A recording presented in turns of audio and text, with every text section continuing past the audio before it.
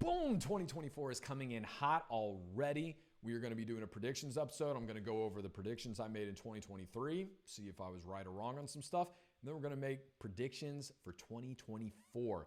And it's 11 days in. We've already had a Bitcoin ETF approved. You had Nick Saban, the greatest college coach ever, retire. The greatest pro football coach, Bill Belichick, got fired. And then Stanley Cups are a thing. And I'm not talking about the hockey trophy, like cooler size Stanley Cups. It's all the rage. Who knew? 2024 is going to be wild. So anyway, with that, let's get into it and start looking at the first category, the macroeconomic trend to watch. So for 2023, I said the macroeconomic trend to watch was going to be the Fed will continue to raise rates. I was super right about that. It went up 0.75%, which when you look at that historically is huge. Had massive consequences throughout the stock market, throughout real estate, all these different things. And it's going to be interesting to see what they continue to do. For this year, though, the 2024 trend that I am predicting that we need to watch is war. And specifically, I'm talking about Ukraine versus Russia and Israel versus Hamas. These, I think, are going to have some of the biggest potential impacts, not just globally, but specifically on the U.S. as well. The reason for that is because 2024 is an election year. As of right now, it looks like we're going to have a Biden-Trump rematch, for better or for worse. And as of right now, the sentiment is really shifting. People are getting sick and tired of seeing these billion-dollar blank checks we continue to write to Ukraine. Last year, we spent more on the Ukraine war, a war we're technically not even involved in, than we did any other war in the history, in a single year, in the history of the United States. So people are like, we've got problems at home. We need to settle that thing. Let's try to get some peace going. We've got battleships over in Israel, hoping other countries like Iran don't get involved. So things are really tense and complicated globally, and that could have really big economic ripples in the United States as well, depending on what happens there. So praying for peace, hoping these things can come to a resolution here soon, and we can get some leaders at the table, stop wasting senseless lives. All right, real estate trend of the year, 2023. I said the housing market will feel the pain, and I was right. It was up 2% nationwide, despite everything going on. Now, again, local markets, you break it down by state, you break it down by city. Obviously, there was a lot of variability in that. But that's what I had predicted for the year, is that across the board, you were still going to see the housing prices go up because there's just not enough supply. And that is what ended up happening. Now, I've got a different prediction. I think for 2024, this is going to be local. I do understand that this isn't going to happen everywhere, but I think that it's going to be big enough to where I can call this a general trend. I think we're going to see bidding wars again. I don't think they're going to be as bad as they were 2-3 years ago, when you had just put a 4-sign sale up and then people would just run and you had 15 offers that day. But I do think that the rates will continue to drop. People will be more likely to put their houses on, and buyers will be more likely to come and buy. And then because we have such a short supply of them, you're going to get 3 to 5 bidders coming in on a lot of these different houses in hotter markets. So that's my 2024 trend that I see happening in real estate. The social media trend of the year was close on this one. 2023, I said Twitter, now known as X, was going to be the best performing social media platform as far as increase in number of daily users. Okay. So I was close, but I was wrong. 7% for Twitter, 16% for TikTok. So Twitter got number 3, Elon Musk, X got number 3. TikTok was number 2. Can you guess what the number 1 platform was? I feel like I should have known this, but still got it wrong. The winner was 20% for LinkedIn. LinkedIn had an increase of 20% of daily users. And I'm on LinkedIn every day. So I should have known this. There's a lot more creators on there. People are starting to share information. The platform is no longer where you just go to upload your resume. It's where you go to build a personal brand. Okay. So LinkedIn, that's a real big one. My social media trend for 2024. Call me crazy. I'm seeing a lot of this already. Okay. The word of the year for social media that I keep hearing is authenticity. Authenticity. People are getting tired of the overly edited stuff, and I think that you are going to see less edited videos becoming popular. And let's put it this way, I'm going to jump on this trend. I believe it so much. My podcast videos are going to be very different. It's going to be a different kind of background than this. I will be editing a lot of the videos that I do dedicated for YouTube, but they're not going to be as edited as some of these other ones. So I think people want to make as much of a connection with creators and other people as they can, as social media moves away from the social and moves more to just being media. And I think that's going to be something that's really important. So less edited videos. I hope so. That would make my life a lot easier. All right.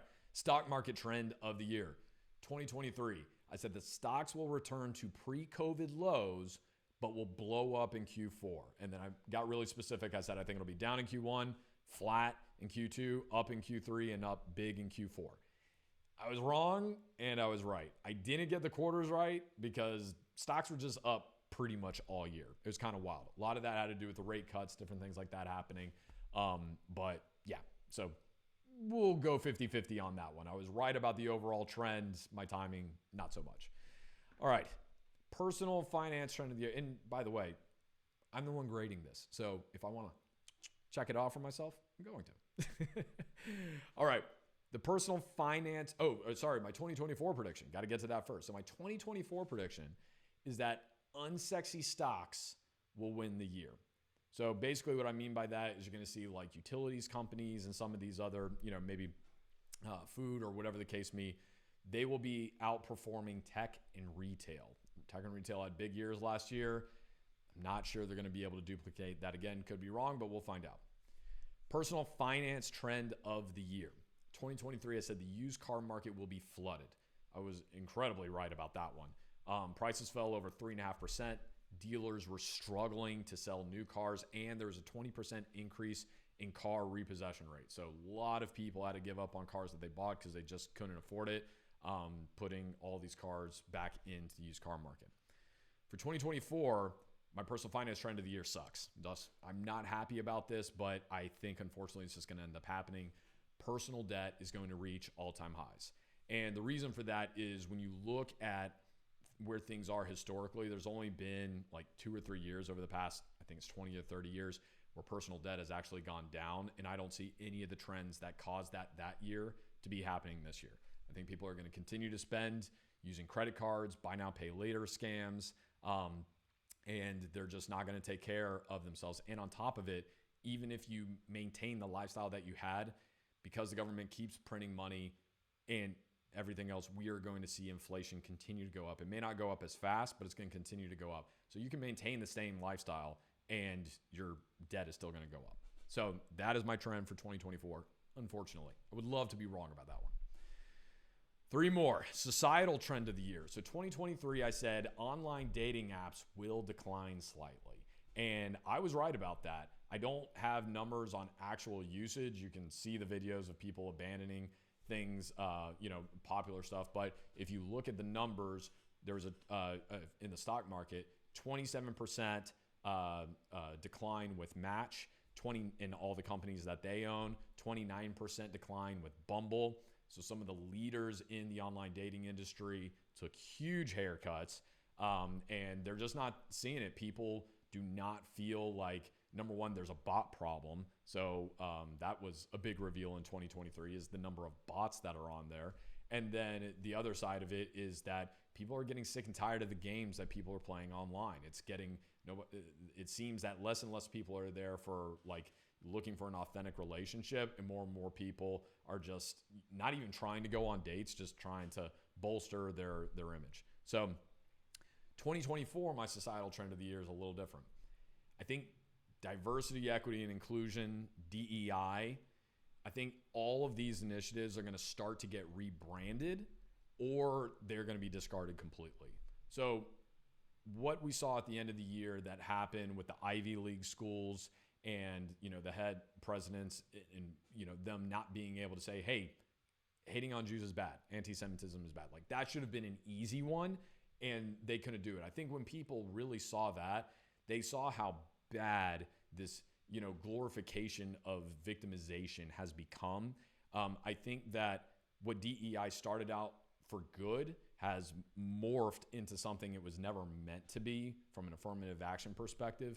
And, now they're doing investigations and things like the Boeing airplane that just had parts of it blow out because some screws were loose and not well done. And people are looking at like DEI initiatives there, not bringing in as quality of people and all these other things. I mean, it's going all over the place. Obviously we want to have diversity, we want to have inclusion, but not at the expense of hiring people who aren't very good at what they do for really important jobs. So I think that DEI, the term, is going to get very unpopular.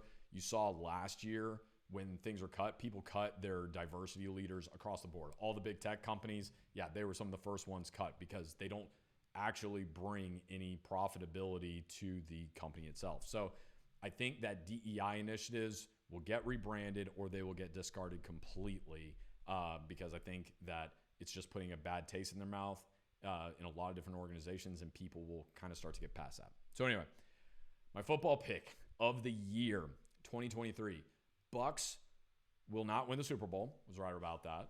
Okay. Pretty good chances on that guess. I said the Buffalo Bills would win. Super close. It was an amazing game, but they got beat by the Kansas City Chiefs, and the Kansas City Chiefs ended up going on to win the entire thing. 2024, my Super Bowl pick is the Baltimore Ravens. I think Lamar Jackson has elevated himself to a new level of quarterback this year. I think they have a better supporting cast around him, specifically on the receiver side. Defense is always amazing in Baltimore. I've got them. And then as far as my Bucks go, I do think they will beat the Eagles in the division round. The Eagles are a better team, but they're struggling for some reason. I can't figure it out. So unless they figure it out, I think the Bucks will win. But I do think the Bucks will re-sign Baker Mayfield to a nice contract. He's done a great job. Bring him back for another year. The last prediction of 2024 and what I did for 2023. And this category I'm just calling the random thing I predicted. Nothing particular, just it's random. 2023, I said college applications will decline heavily. I was right. They were down by 3%. Okay, that's a pretty massive number. The number is even worse when you look at the amount of boys that are applying to go to college. It is really out of whack right now. It's a little over a 60-40 split between women and men that are attending college right now. Less and less men are just interested in going and being saddled with the debt and are trying to, just find other, ways to get a job. So it's going to be interesting to see how that looks in 2024. But the random thing I'm predicting for 2024, my last prediction, is that Bitcoin will go up 50% to $75,000. Now, here's the thing. I hate, especially with crypto, I hate people who do price predictions. So I'm being a huge hypocrite right here. But I wanted to say this for two reasons, because I'm going to make a lot of people mad with this prediction. Number one, a lot of people think it's going to go up even more, okay? With the ETF that just got announced yesterday, you're already seeing a lot of price action happening in there. There's going to be a lot more money that's flowing into Bitcoin now that there's ways that people can buy it via the stock market. Fund managers can put it in, yada, yada. All right? But then there's a lot of people who still think it will continue to decline, which I think is ludicrous. So I think that we will see gains with Bitcoin. It might go past 75,000, but then I think it will sell off, and then that's about where we will end up for the year, is around that $75,000 mark. Hey, who knows? We'll see. Like I said, I'm a big old hypocrite. I hate price predictions on that, but between the halving and the ETF and all this other stuff, it was just too good not to do. So that is my 2024 Predicts episode for the year. Hope you enjoyed, and I will check back with you in 365 days, and we'll see how we did.